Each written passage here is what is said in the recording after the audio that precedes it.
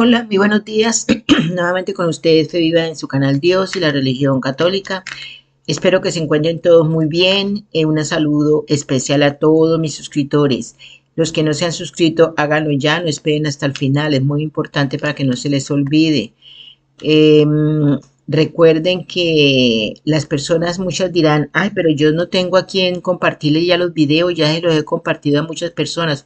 No hay problema. Si usted ya no tiene a quien compartirle estos videos, simplemente pongan su mouse, su ratoncito encima del dedito que está dibujado ahí, que dice like, o sea, me gusta, y le oprimen ahí. Solo haciendo eso ya ustedes están ayudando cantidades a compartir estos videos míos. ¿Por qué?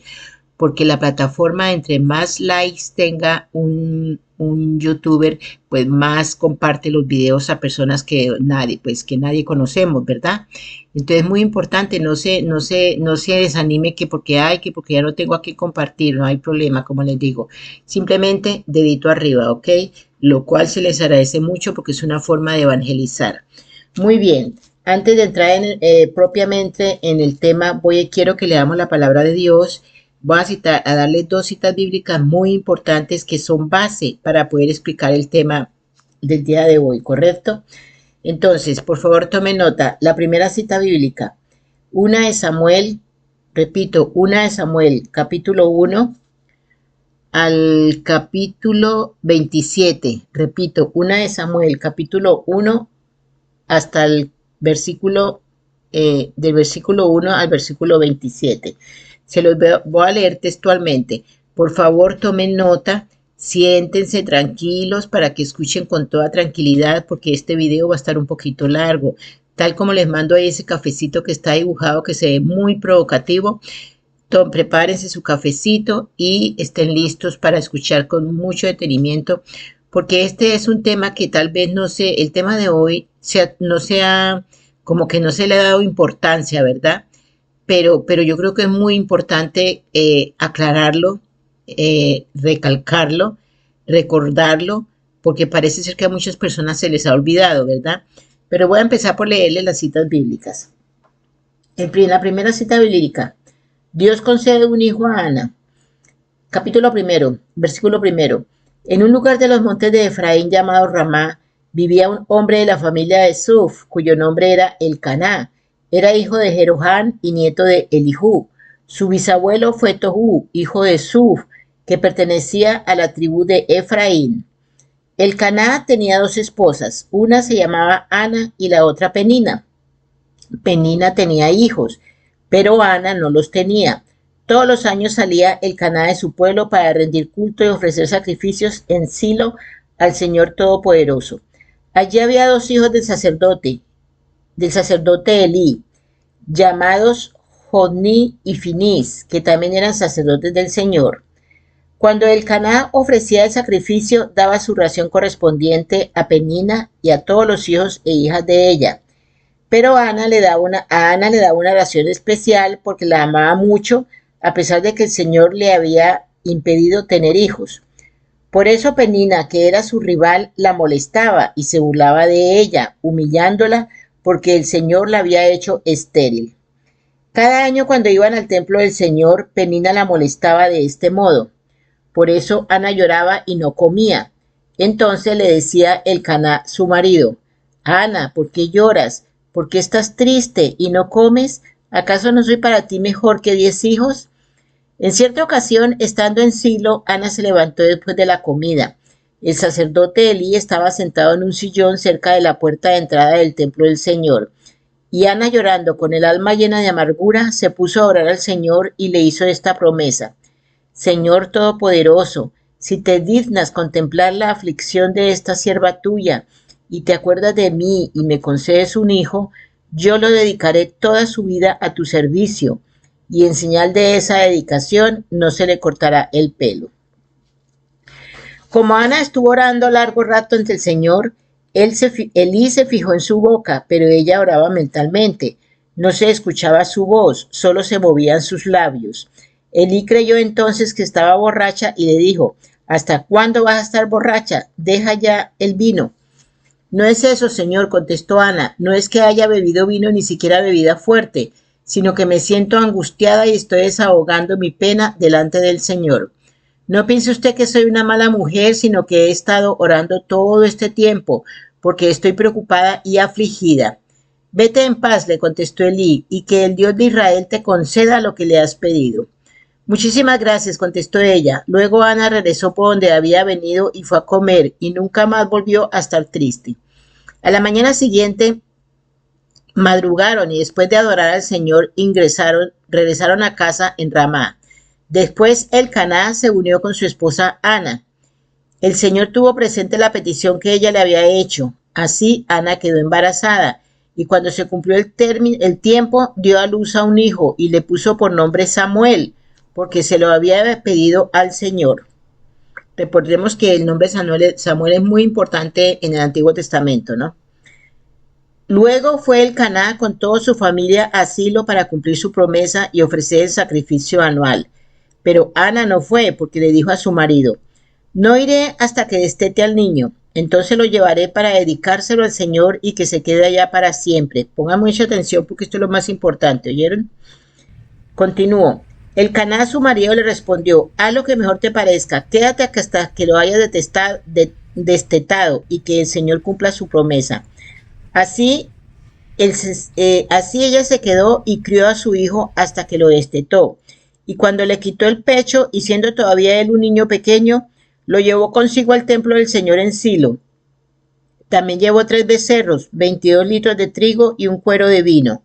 Entonces sacrificaron un becerro y presentaron el niño a Elí. Y Ana le dijo, perdone usted, señor, pero tan cierto como que usted vive es que yo soy aquella mujer que estuvo orando al Señor aquí, cerca de usted.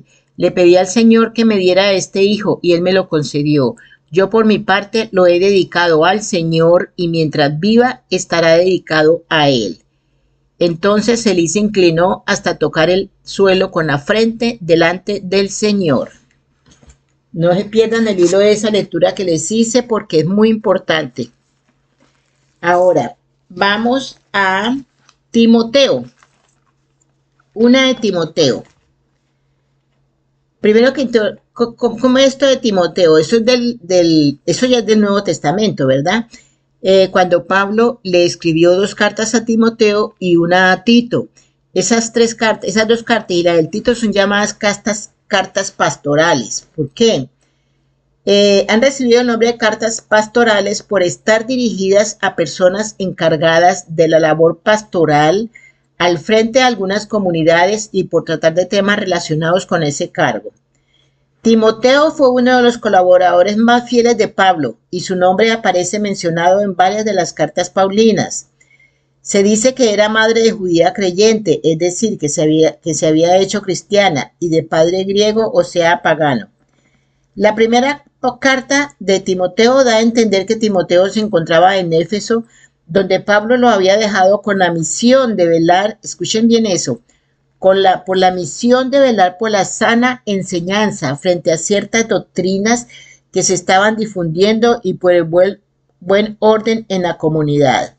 Las cartas pastorales comparadas con las otras cartas paulinas presentan varias peculiaridades que las distinguen claramente. Bueno, no me entro más allá, le dije lo principal sobre lo que es las cartas de Timoteo y de Tito, pero les voy a leer literalmente qué dice una de Timoteo, capítulo 1,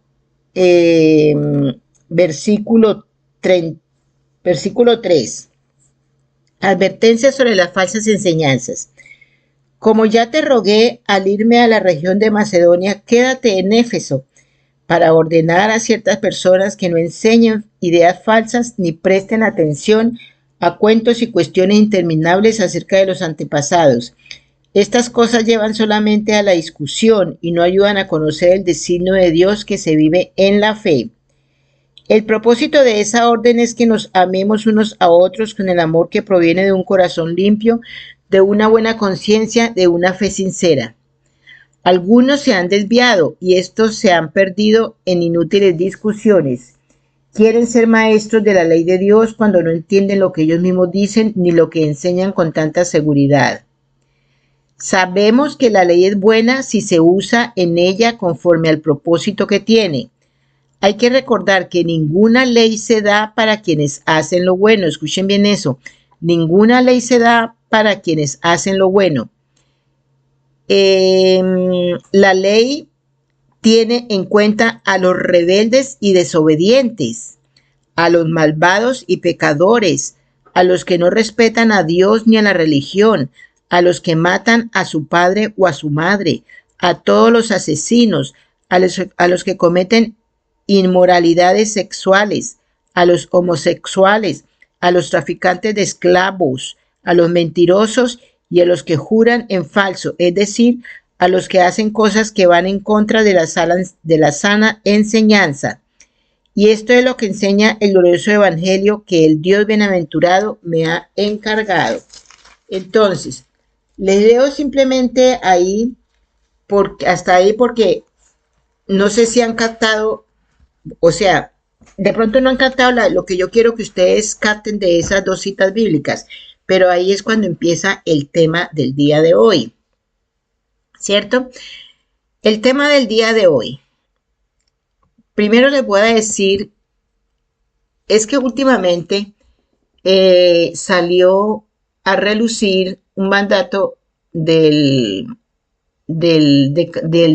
representante del dicasterio de la fe en la Iglesia Católica, ustedes ya lo saben, el señor que le llaman Tucho Fernández y avalado por el Papa protestante. Pero antes de decir lo que ellos dijeron, pues vamos a ver qué es un padrino. Padrino, ¿por qué? Porque las dos citas bíblicas que les acabé de citar es precisamente de eso. En la palabra de Dios no existe el concepto padrinos, no existe, así es que no piense que lo van a encontrar. Pero sí hay referencia, como estas dos citas que les acabé de leer, que es por medio de esas dos citas, por tradición, se ha venido dando lo que nosotros actualmente llamamos padrinos. El concepto de padrino se desarrolló tradicionalmente para proporcionar una persona o pareja adicional para ayudar con la educación religiosa de un niño. Claro que hoy en día eso parece que se ha olvidado. Los padrinos, más que todos, pues la gente los tiene es para que en caso, por ejemplo, de que fallezcan los padres, en caso de ausencia de los padres, cuidar de los hijos, ¿verdad? Tanto en la parte material como en su salud. Pero lo principal es cuidar en la parte espiritual. Entonces no importa pues que a las personas a quien primero les corresponde la parte espiritual de sus hijos o el cuidar de sus hijos, pues es a los padres. Pero también los padrinos serían encargados de colaborar en esa instrucción espiritual, ¿verdad? Un padrino puede estar o no relacionado con el niño y un niño puede tener uno o dos padrinos. Entonces, esta práctica se desarrolló de eso de los padrinos. Se desarrolló más tarde en la historia de la Iglesia en asociación con el bautismo infantil de un niño en la Iglesia Católica. Aunque los padrinos no se mencionan, como les dije específicamente en la escritura, pues ahí les comenté dos casos, por eso les di esas dos citas bíblicas, porque tanto Ana con su hijo, pues para recordar un poquito la lectura, ella lo dejó en manos de Elí, el sacerdote Elí, para que él cuidara de él y lo convirtió en un gran hombre como fue Samuel, ¿verdad? Y fue el que lo guió espiritualmente, siempre estuvo pendiente de Samuel, el sacerdote Elí. Entonces, desde ahí es una base, digamos, para que en la Iglesia Católica pues exista lo que son los padrinos, ¿verdad?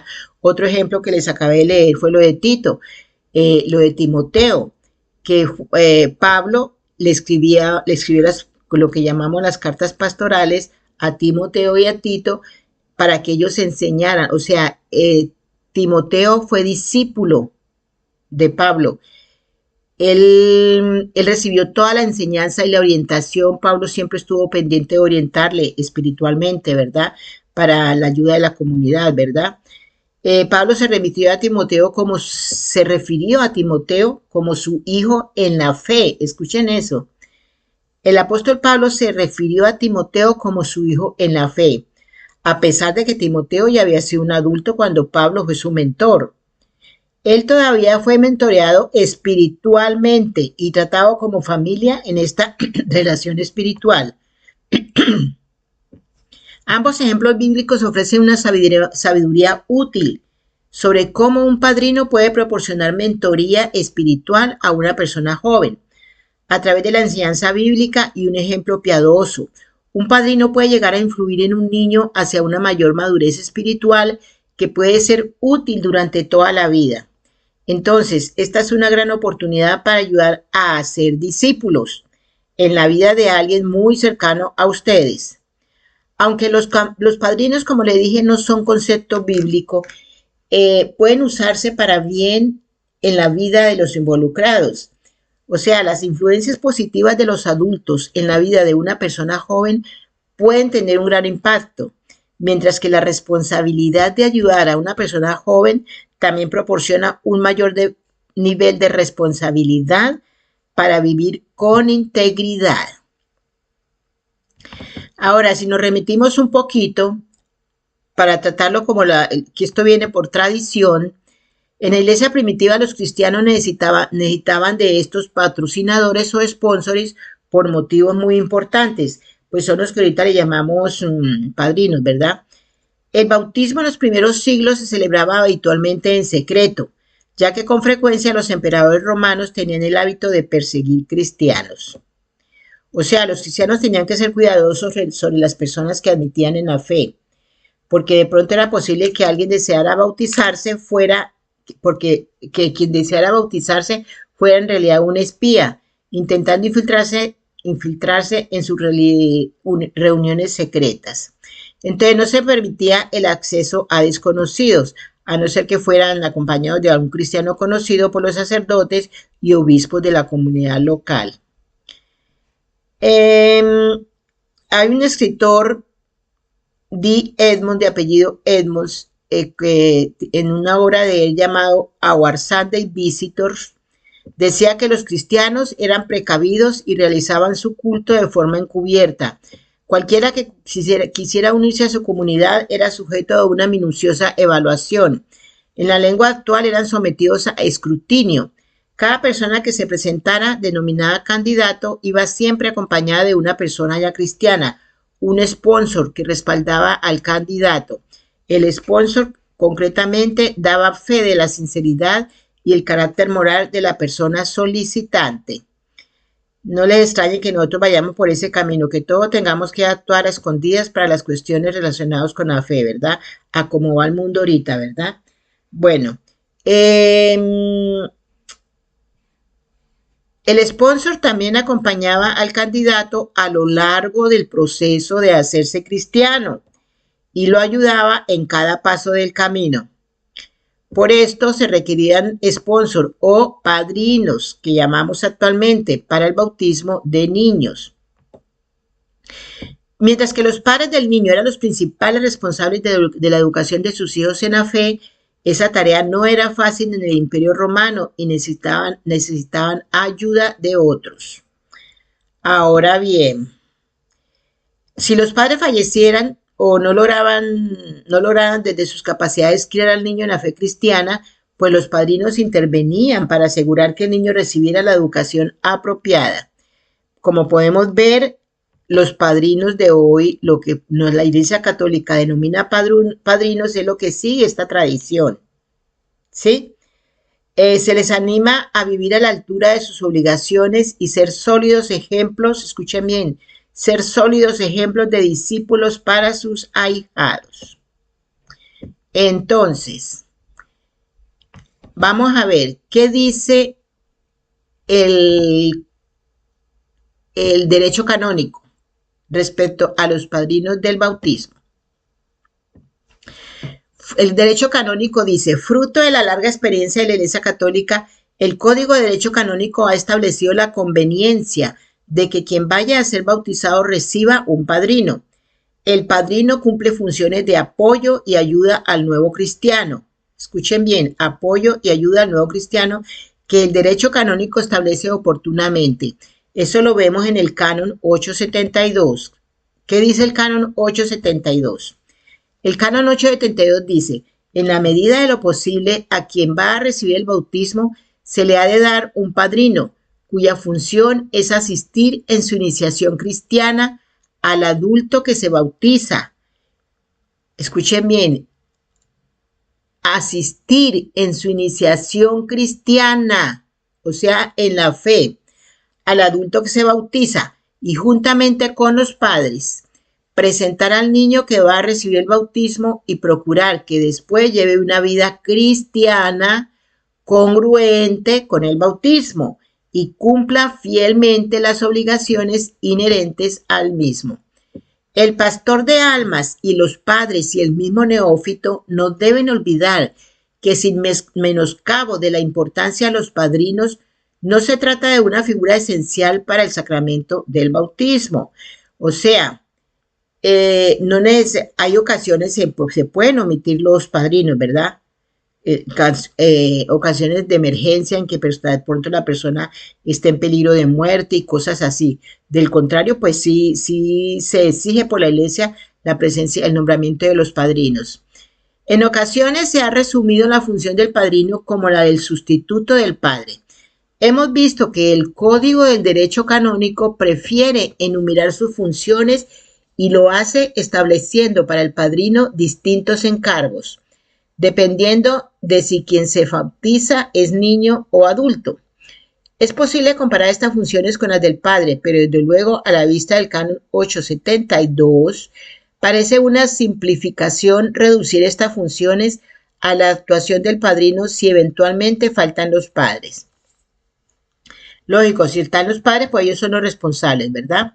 Quien asume el encargo de padrino en un bautizo asume unas obligaciones graves con su ahijado, que deben de empezar a desplegarse desde el primer momento. Oigan, las obligaciones de los padrinos con los ahijados es desde el primer momento en que es nombrado padrino, no desde antes, ¿cierto?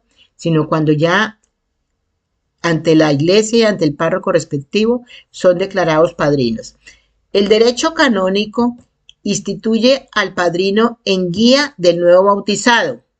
Pretende que sea en cierto modo su modelo, escuchen bien, pretende que en cierto modo sea su modelo de vida cristiana. El padrino ha de velar por el crecimiento espiritual del recién bautizado, niño o adulto. Crecimiento espiritual. Acompañarle en sus primeros pasos en la fe, que aprenda como de su mano los fundamentos doctrinales y morales de la fe cristiana. Ya se ve que estas funciones son tan graves que en absoluto se pueden considerar de suplencia de los padres. En el caso de los niños que se bautizan, más bien si se complementan con las funciones de los padres, pues por supuesto, sin sustituirles.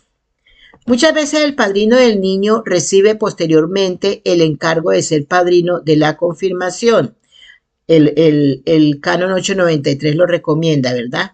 Que si fue padrino de bautismo, lo sea también de la confirmación. Desde luego, pues no es obligatorio. En esta recomendación va implícita la concepción del padrino como guía del fiel cristiano. Si se trata del padrino de quien recibe el bautismo a la edad de adulto, sus funciones son la asistencia a la iniciación cristiana, o sea, una persona adulta que no recibió el bautismo en la Iglesia Católica, lógico que va a necesitar de guías para empezar a desarrollar su fe cristiana, ¿verdad? Para el bautizado adulto, como se sabe, se constituye el periodo de catecumenado. El padrino no es necesariamente quien se encarga de la formación catequética previa del adulto que desea bautizarse. Puede ser conveniente que el catecúmeno escoja como padrino a quien está preparando en su formación cristiana, pero el código no parece que pretenda establecer una obligación al respecto, ni siquiera una regla general. El padrino se instituye en el momento del bautismo, como les dije anteriormente, no en el momento del catecumenado. Y las obligaciones del padrino nacen en ese mismo momento, ¿correcto?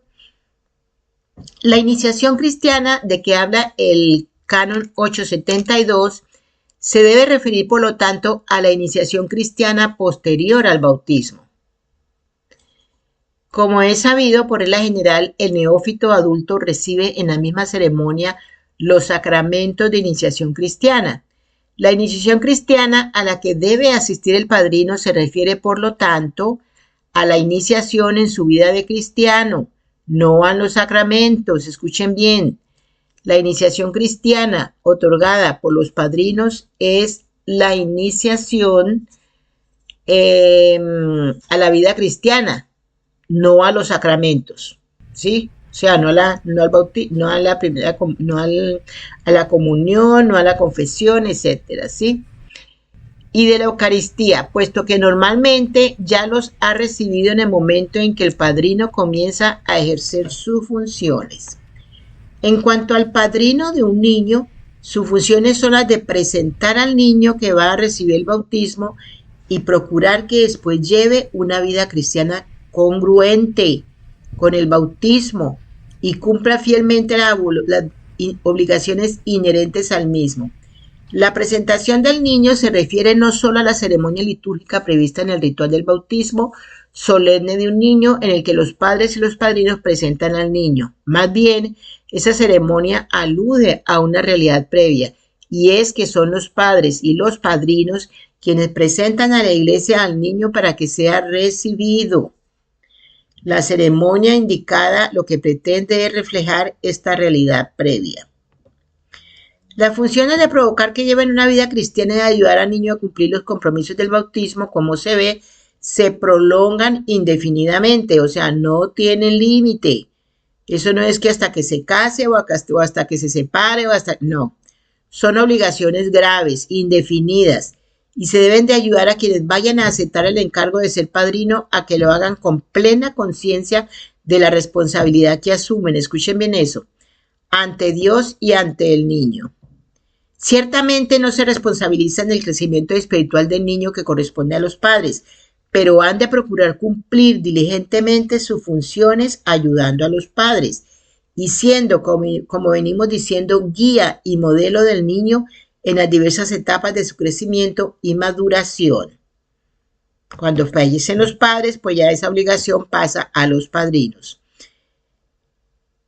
¿Es posible bautizar a una persona sin designarle de padrino? Como le dije anteriormente, pues ya son casos especiales, ¿verdad? En el caso de emergencia por peligro de fallecer, ¿verdad? Ahora, ¿qué dice el Código Canónico respecto a los requisitos para ser padrino? Por favor, escuchen muy bien. El Canon 873 exige que haya, escuchen bien, un padrino o una madrina, o un padrino y una madrina al tiempo, o sea, una pareja. El derecho canónico no dice dos de uno o dos del otro, dos iguales o dos iguales, no. Dice un padrino o una madrina. O, cuando dice acá, o un padrino y una madrina, significa una pareja de uno y de una.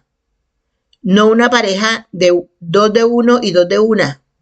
Queda claro, ¿no? Eso lo dice claramente el Código Canónico. Por su parte, el código, ¿qué quiere decir? Que aquí, de antemano, estamos viendo que el derecho canónico no permite que hayan dos del mismo equipo, como padrinos, ¿correcto? O sea, descartemos eso de que los trans y ya que sabemos, toda esta rama, todo esto del LGBT, saquemos de antemano el hecho de que dos del mismo pueden ser padrinos, ¿correcto? Por su parte, el Canon 874 establece los requisitos para ser admitido como padrino. El Canon 874 numeral 1 dice, para que alguien sea admitido como padrino es necesario que, primero, haya sido elegido por quien va a bautizarse o por sus padres o por quienes ocupan su lugar o faltando estos por el párroco o ministro y que tenga capacidad para esta misión e intención de desempeñarla. Desde aquí, desde este numeral 1, vamos a concluir que estamos hablando de épocas en las cuales todavía se seguía la moral, se seguía la tradición, se tenía en cuenta la moralidad en la iglesia, ¿sí? Para que un párroco tomara una decisión de que quién podría ser un padrino. Ahorita desafortunadamente no. Ahorita con esta mano de herejes que hay a través de toda la iglesia católica, sacerdotes, obispos, de todo, a cualquier nivel, es una herejía completa, ¿cierto? Se dicen blasfemias por todos lados, ¿verdad? Y se hacen cosas contrarias a la palabra de Dios. Entonces, en ese momento es difícil confiar, para en un momento en que se llega a un bautismo, confiar en la moralidad y en la fe recta y correcta de un sacerdote. Desafortunadamente es así. Y es triste decirlo, pero es así. Entonces, numeral segundo, que haya cumplido 16 años, o sea, que los padrinos hayan cumplido al menos 16 años. A no ser que el obispo diocesano establezca otra edad o que por justa causa el párroco o el ministro consideren admisible una excepción. O sea, esa excepción es, no, o sea, son casos ya, mejor dicho,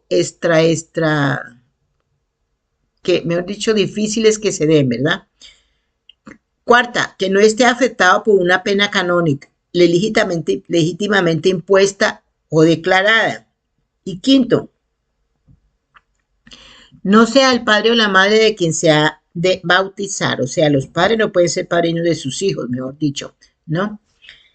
El bautizado que pertenece, numeral segundo, el bautizado que pertenece a una comunidad eclesial no católica solo puede ser admitido junto con un padrino católico, escuchen bien, o sea, una persona que no sea directamente de la religión católica no se puede admitir como padrino.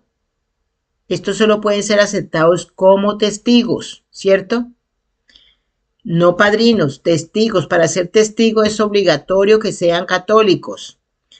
Por otro lado, una respuesta particular de la Santa Sede de 2017 comentando el canon 877 recuerda que no se debe admitir como padrino a un no católico, aunque se pueden admitir 2 testigos bautizados no católicos. Eso sí, para testigos sí es fácil, que cualquiera lo pueda hacer, ¿verdad? Habrá de ser el ministro ordinario del bautismo, el párroco, a quien juzgue si se cumplen los requisitos del canon 874. Los requisitos son todos objetivos, aunque se debe realizar una estimación personal del tercero y también del segundo, en cuanto a la posibilidad de establecer una excepción. El ministro o el párroco deben tener en cuenta, escuchen bien esto, el ministro o el párroco deben de tener en cuenta a la hora de apreciar el cumplimiento de los requisitos que el derecho a escoger padrinos es del bautizando adulto o de los padres si es un niño. O sea, el adulto ya están capaz, ya él mismo tiene que elegir sus padrinos. Y los niños, pues para eso están los padres. El párroco o el ministro no pueden establecer otros requisitos distintos de los provistos por el derecho de la iglesia. Están oyendo, ¿no? Ni tampoco rechazar a una persona que cumple los requisitos. Pero a la vez les compete la obligación de rechazar a las personas que no cumplen con los requisitos previos por el bien del bautizado. Esto es especialmente importante en el caso del requisito de tercero. Ningún padre o ningún bautizado adulto se debe de extrañar si el párroco rechaza a un padrino que lleva un estilo de vida, escuchen bien, si el párroco rechaza a un padrino que lleva un estilo de vida incompatible con las enseñanzas de la Iglesia Católica, pues es obligación del párroco actuar así. Vuelvo y repito, o les repito, actualmente, desafortunadamente, la forma de actuar de los sacerdotes daría mucho que desear en casos como estos, porque ahorita, como todos caben en la iglesia, ya no se respetan ni la tradición, ni las leyes canónicas, ni la palabra de Dios, ni nada. Nada ya se respeta. En la práctica se imponen a la hora de preparar un bautizo que el ministro o el párroco hablen con los padres acerca del nombramiento de los padrinos. De ese modo, si se hace necesario, se pueden con tiempo solucionar los inconvenientes que surjan. por parte del párroco. Se impone que actúe con la necesaria fortaleza para rechazar un padrino que podría causar escándalo entre los fieles. El hecho de que determinada conducta pública e inmoral esté muy difundida entre los fieles no hace que estos fieles puedan ser admitidos como padrinos. Escuchen bien eso. En este momento en el cual el Papa dice que todos,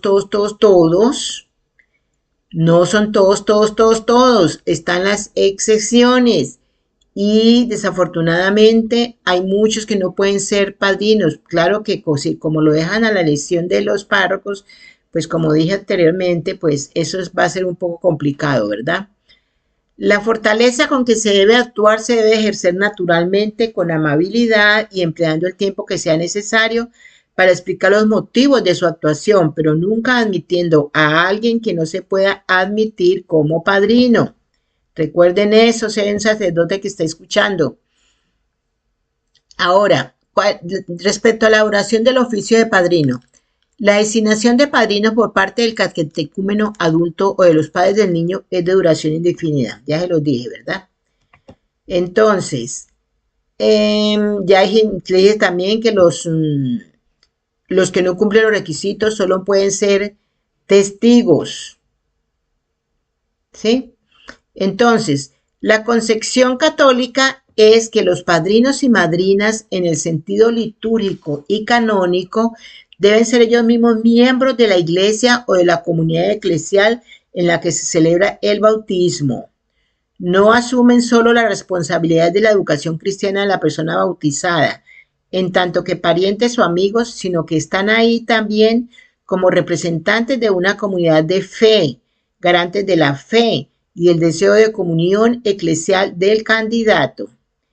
No obstante, basándose en el bautismo común y a causa de los lazos de familia o de amistad, un bautizado perteneciente a otra comunidad eclesiástica puede ser admitido como testigo del bautismo. Como testigo, pero con un padrino católico, ¿verdad?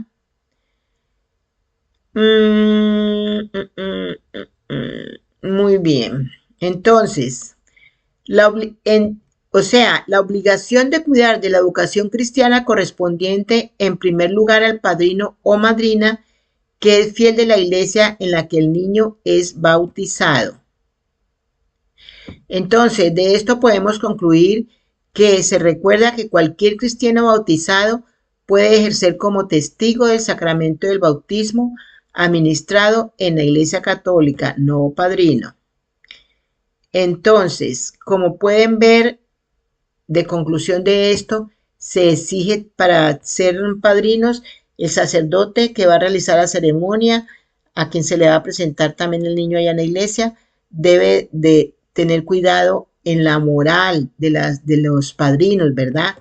En la moral. Entonces, ¿por qué le leí todo esto? ¿Por qué le leí la palabra de Dios? ¿Por qué les recuerdo la tradición referente al padrinazgo? Todo este tema, ¿por qué? Porque desafortunadamente hace poco, ahorita en octubre, del Dicastorio de la Fe, el Tucho Fernández, y confirmado por el Papa protestante, ¿sí? Ellos declararon que, ya les digo que,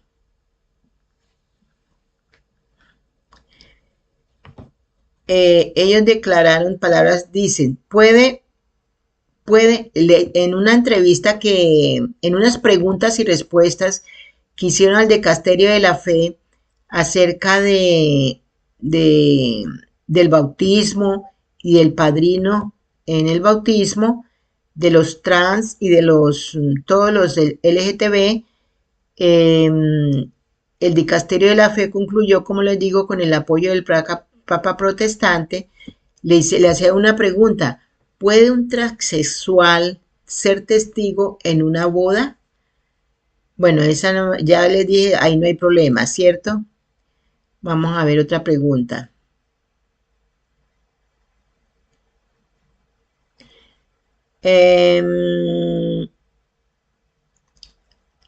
Una pregunta que le hicieron.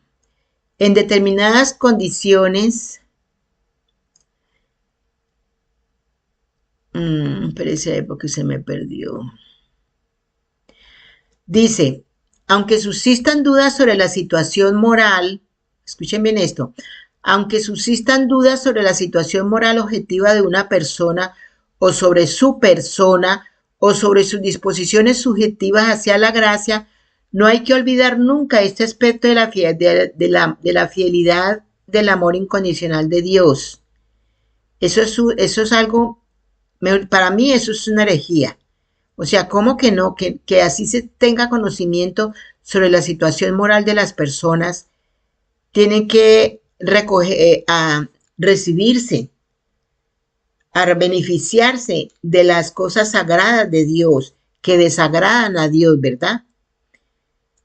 Dice, pónganle cuidado, dice, esto es verdad incluso cuando el propósito de enmienda no aparece de modo plenamente manifiesto en el penitente, ¿sí?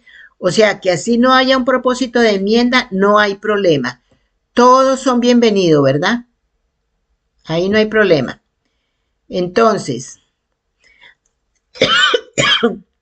disculpen,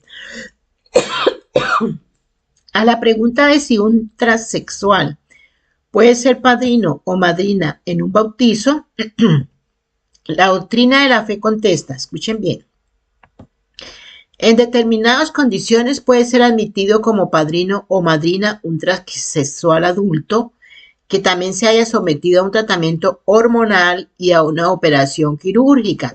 O sea, no hay problema que el que es una mujer vaya y diga ya que es un hombre o viceversa, ¿verdad? Para ya la iglesia, para el Papa protestante, para el Tucho Fernández, ya eso no importa. Ya la moralidad se vino abajo, ¿verdad? Sin embargo, que esta tarea no constituye un derecho, la prudencia pastoral exige que no se permita si existe peligro de escándalo, de legitimación indebida o desorientación en el ámbito educativo de la comunidad eclesial. Eso es ridículo, para serles franca verdad. Yo escucho eso que dicen ahí, no tiene sentido, ¿verdad? Porque la ley es el derecho canónico es muy claro. Debe velarse por la moral de los padrinos. Los padrinos deben tener una moral a todo dar, ante la vista de todo el mundo, porque son los que van a estar pendientes de la parte espiritual del ahijado, a quien van a representar, ¿verdad? Entonces, de antemano se saben, ahí no pueden haber excepciones. Y entonces le dan la prudencia al pastor o al sacerdote de ver si hay o no hay escándalo. O sea, si una persona, eso es como lo siguiente. ¿Ustedes creen que un papá, una mamá, unos padres de familia que quieren bautizar a sus hijos, ellos son católicos, un ejemplo, ellos son católicos, buenos católicos, van a la Santa Misa, reciben todos los sacramentos, son buenas personas ante la comunidad, son honradas, ¿cierto? Todo eso. Pero ¿qué resulta? Que esta pareja tienen un familiar, una oveja negra. Ustedes saben que en todas las familias existe la oveja negra que se llama de la familia, ¿verdad? Pero resulta que hay una oveja negra que es, mejor dicho, lo peor de lo peor. Mata, o sea, tiene una vida de pecado, la cosa más bárbara. Viven en adulterio, o roban, o bueno, todos los delitos que se puedan imaginar. Hay una oveja negra en la familia que comete normalmente toda esa clase de delitos, ¿verdad? Y pecados. ¿Usted cree que una familia católica normal, que de verdad tenga fe, que de verdad crea en la enseñanza, en los mandamientos de Dios, va a nombrar a ese delincuente como padrino de sus hijos? Seguramente no los va a hacer, ¿verdad?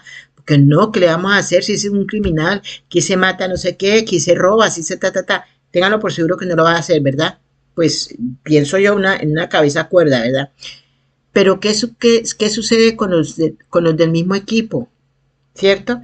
En este momento muchas personas con ese asunto de que todos son bienvenidos en la iglesia y que ya no existe el pecado, para el Papa protestante ya no existe el pecado. Entonces que estas personas, que como les digo, que son del mismo equipo, públicamente están en pecado, públicamente. Una pareja que son del mismo equipo, están en pecado, todo el mundo lo sabe, pero como el Papa protestante dice que todos son bienvenidos en la iglesia, entonces ahora los sacerdotes pues seguramente ya no les va a importar eso. Ya, quién sabe qué van a llamar inmoral para decirle a alguien que no sea padrino, porque mayor inmoralidad que esta no puede haber, ¿cierto? Que va contra la ley de la naturaleza, que actúan contrario a los mandatos de Dios. Entonces, eso sí me parece a mí horrible que ese trabajo tan importante que tienen los padrinos en la vida de un niño se lo den a personas que no tienen moral. Díganme ustedes qué puede enseñar una persona de esta índole a un niño que necesita una enseñanza espiritual magnífica dentro de los términos del amor a Dios, dentro de las enseñanzas de la iglesia y que como por regla general la palabra de Dios dice claramente que estas personas están en pecado si no dejan su vida común, aquellos que son del mismo equipo, si no ejercen, si no practican, si practican ese pecado, digámoslo así, si lo practican, ellos están en pecado, en pecado. Entonces, qué enseñanza, qué educación espiritual o de otra índole va a recibir un niño que está recibiendo un guía, supuestamente guía espiritual, de una persona que está permanentemente en pecado, que saben que están en pecado, ¿cierto? O sea, se cae por su peso. Entonces, esa aclaración que hacen ahí de que pueden con el visto bueno o la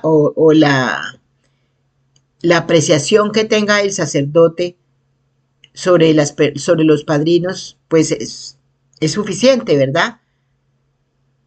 A mí me parece horrible, horrible esa declaración que dieron. Además, fuera de eso, salida de entorno porque no tiene sentido, ¿cierto? La iglesia, el que derecho canónico dice claramente que debe haber moral en los padrinos, porque los padrinos están para transmitir la fe católica, la enseñanza espiritual, ¿cierto? Entonces, pero como siempre, ahí está, ahí sacaron eso y ya los sacerdotes se van a agarrar de ahí sobre todo el tal James Martin, para aceptar como padrinos, no importa la moral que tengan, ¿verdad? La carta conocida en las últimas horas refuerza una posición, o sea, eso de los padrinos refuerza una posición que ya había sido expresada por el Papa Francisco cuando dijo que todos tienen lugar en la iglesia en relación a la consulta sobre la integración de personas de la comunidad LGTB a los sacramentos del bautismo. Para que el niño sea bautizado debe existir una esperanza fundada de que será educado en la religión católica. ¿Ustedes creen que eso se va a dar? No se va a dar. Olvídese. Muy bien. Por eso quería que escucharan la cita bíblica, porque desde ahí viene lo que es relacionado con los padrinos por la tradición, con esta declaración del Tucho Fernández y del Papa Protestante. Se está atacando la tradición, como empezó a hacerse desde 2013, se está atacando la doctrina católica, se está atacando todo, ¿cierto?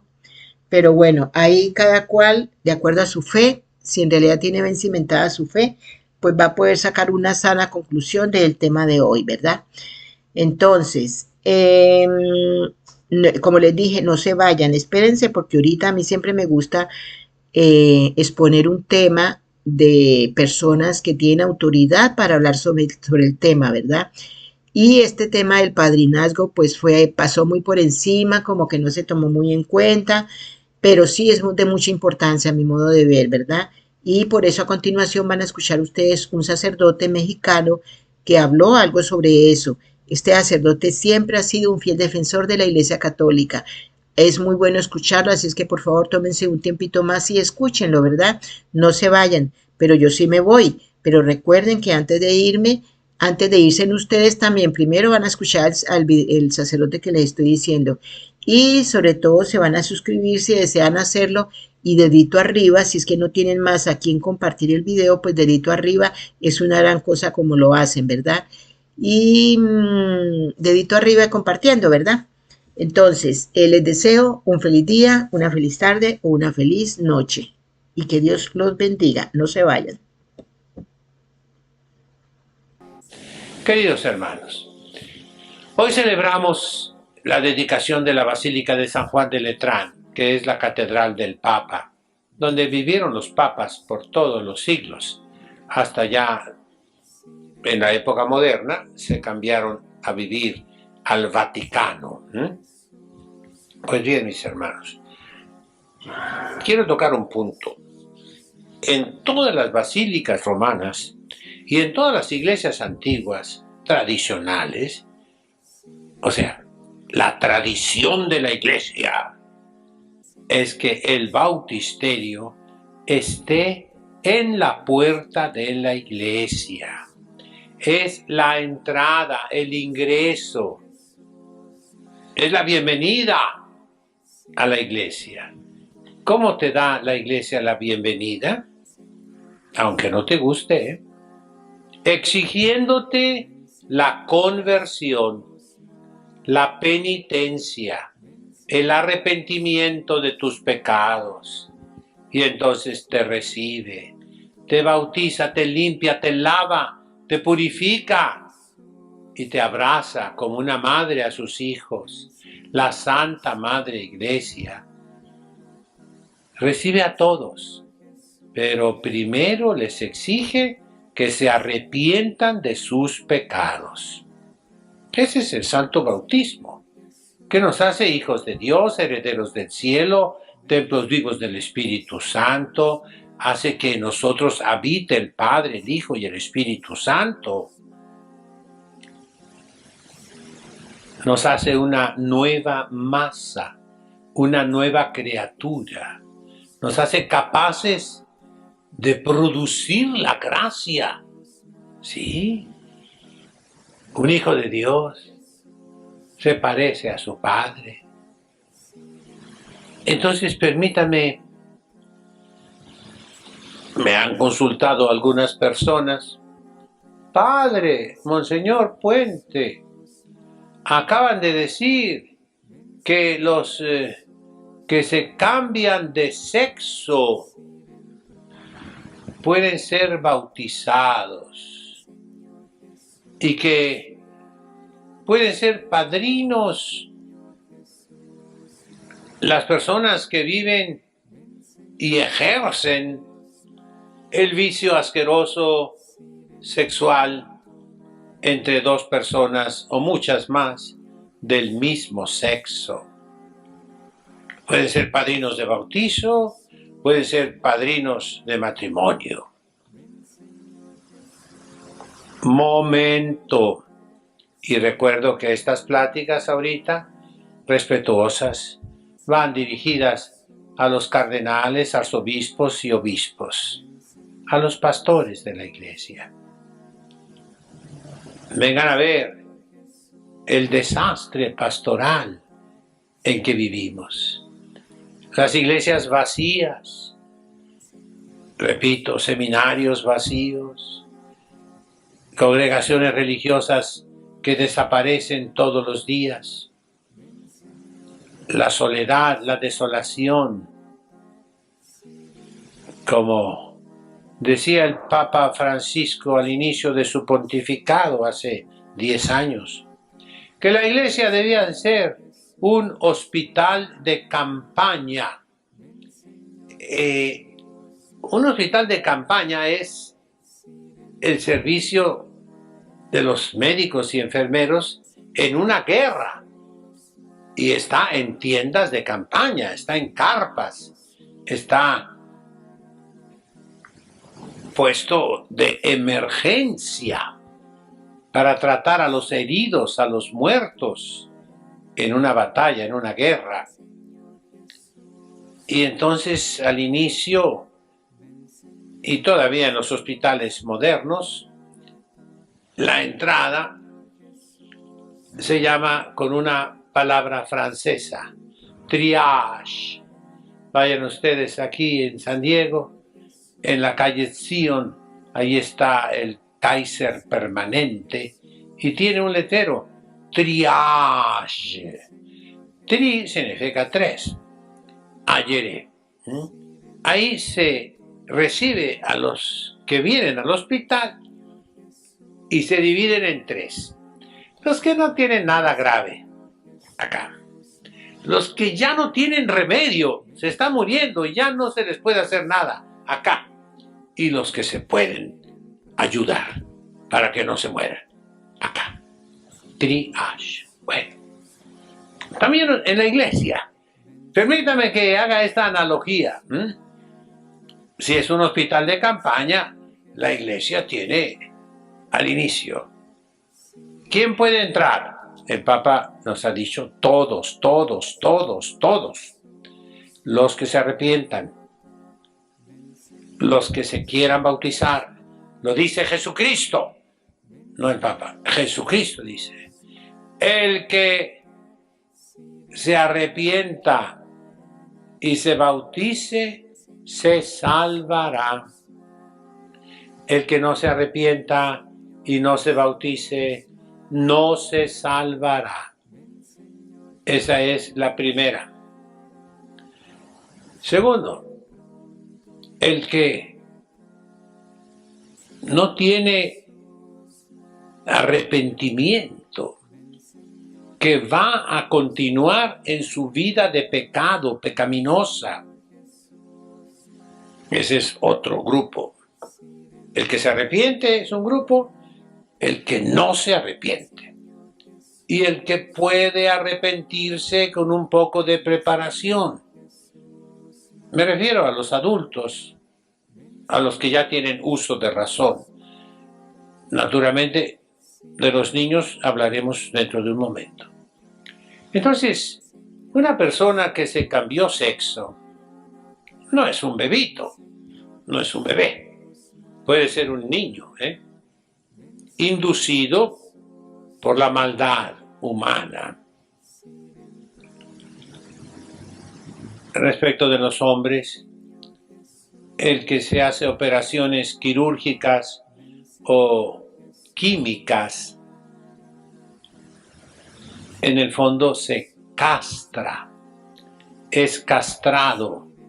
Y dice Jesucristo, nuestro Señor, en el Santo Evangelio, que hay 3 tipos de hombres castrados. Unos que así nacieron, impotentes. Otros que fueron hechos así por la maldad de los hombres. Y otros que se castran a sí mismos por el reino de los cielos. ¿Qué caso es de estos 3 el que nos ocupa en este momento? Un hombre se castró para ser mujer. Pues no es que nació así. No es que la maldad de los hombres lo hizo así. No es por el reino de los cielos, sino que él mismo buscó transformarse, o una mujer quiso transformarse en hombre. ¿Para qué? ¿Cuál es la finalidad? Si vemos en la literatura, si vemos en la psicología, si vemos en las estadísticas, lo hace para poder tener actividad sexual contraria a su naturaleza, porque se siente prisionero en un cuerpo equivocado, es la frase que traen por allí, ¿verdad? Entonces, el motivo es el placer sexual, el deleite pecaminoso, es algo sensual. Por ese motivo se cambian. es para poder pecar, diríamos, más a gusto. Puede haber excepciones, pero normalmente es eso. Pregunto yo, entonces, ¿esa persona puede bautizarse? Si se arrepiente, sí. Si hace penitencia, sí. Todos. Siempre y cuando hagan penitencia, se arrepientan, se conviertan, aborrezcan su pecado, cambien. Si no hacen eso, no pueden ser bautizados. Entonces, aunque venga un ángel del cielo a decirte que sí pueden ser bautizados, no le hagas caso. La tradición de la iglesia, 2000 años, nos dice que no deben ser bautizados los que no estén arrepentidos. Número 1. ¿Quedó claro? Señores cardenales, por favor. Señores arzobispos, obispos, por favor. Número 2. Pueden ser bautizados los niños, hijos de parejas, hijos, entre comillas, de parejas del mismo sexo. 2 mujeres traen un niño a bautizar a la iglesia. 2 hombres traen un niño a bautizar a la iglesia. Muchos obispos se han adelantado desde hace años, y han dicho que sí, que se les bautice. Y que en el libro de bautismos, donde dice papá o mamá, únicamente pongan los nombres sin especificar papá ni mamá. Oh, qué maravilla, con eso ya se arregla todo el asunto, ¿verdad? Pues no, eso va contra la tradición de la iglesia. No se puede. En el camino de Tijuana a Los Ángeles, California, yendo por el freeway, hay un lugar que se llama Cristianitos. Es donde San Junípero Serra bautizó los primeros niños de toda California. ¿Por qué los bautizó? Porque se estaban muriendo esos niños. Y en caso de que se esté muriendo, sí se puede bautizar. Aunque no haya ninguna garantía de que los van a educar según la ley de Cristo, según la doctrina de Cristo, según la enseñanza de Cristo. Ese es el motivo por el que hay padrinos y los papás. El niño debe ser bautizado únicamente si hay seguridad, garantía, no solo probabilidad, no solo posibilidad, no. Seguridad de que ese niño va a ser educado en la doctrina cristiana, en la doctrina de Cristo. No se puede una persona soltar a bautizar a todos los niños que encuentre en la calle, no.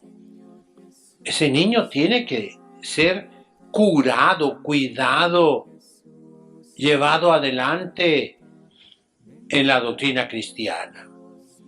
En el derecho romano hay 2 instituciones que pasaron a la Iglesia Católica: la tutela y la curatela. La curatela es el señor cura, cuida de una persona moral, de una persona jurídica, se preocupa de. Ese es el señor cura. Y el tutor, tueor, tueris, tueri, tuitusum, significa alimentar, defender, enseñar. Los padrinos del bautizo son tutores. De hecho, se les toma una promesa en el rito tradicional de la iglesia, en las costumbres de la iglesia católica. Se les dice al papá y a la mamá, papá y mamá no se escogen, pero los padrinos sí se escogen. Puede ser que algún niño tenga la desgracia de que su padre o su madre no sean cristianos ejemplares. Por eso se les ponen los padrinos, que deben de ser cristianos ejemplares, sin tacha, bien casados por la iglesia, y jóvenes.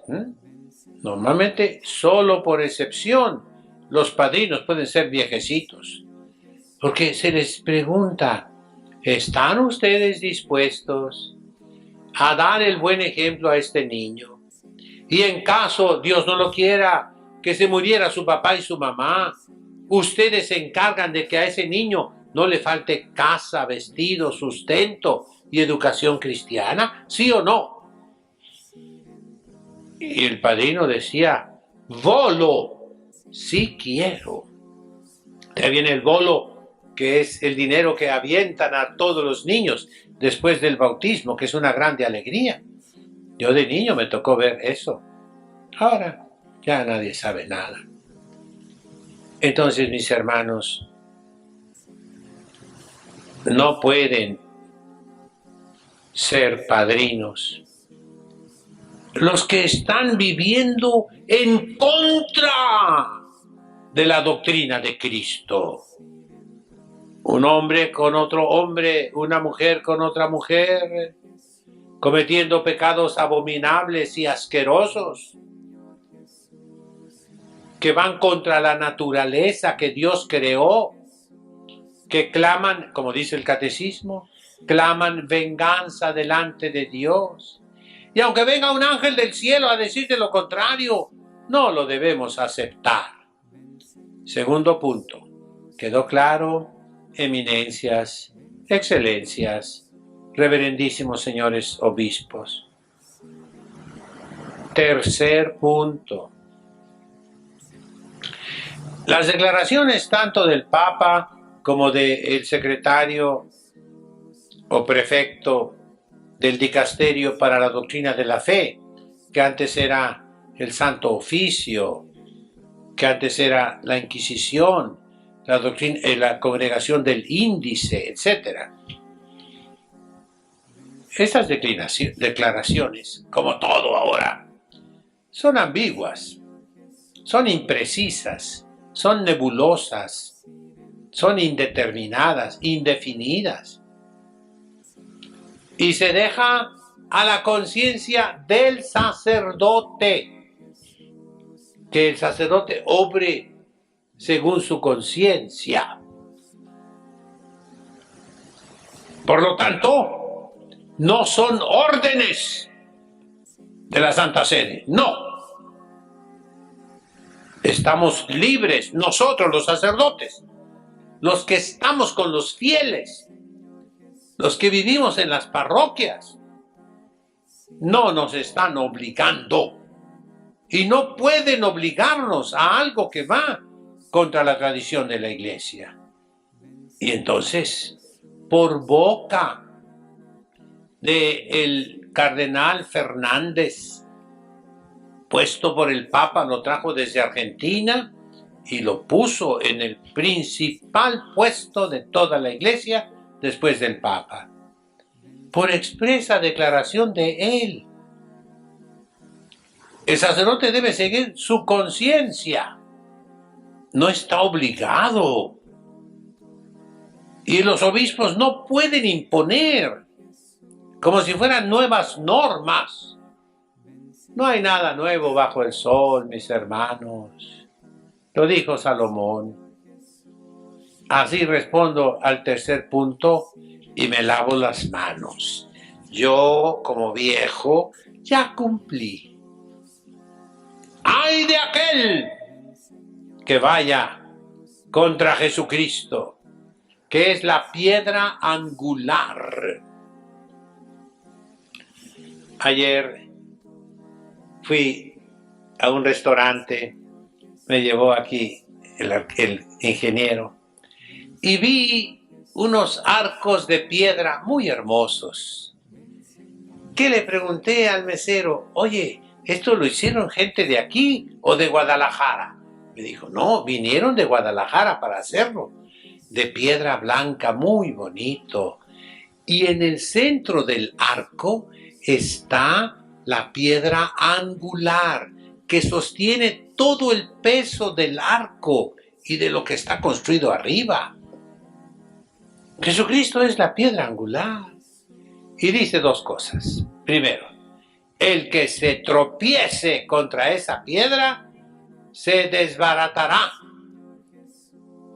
Y la segunda cosa que dice, aquel a quien le caiga esa piedra lo va a aplastar. Señores cardenales, arzobispos, obispos, ¿ustedes quieren tropezarse con Cristo? ¿Ustedes quieren que les caiga sobre su cabeza Jesucristo nuestro Señor y los desbarate para la vida eterna? Porque van contra Él.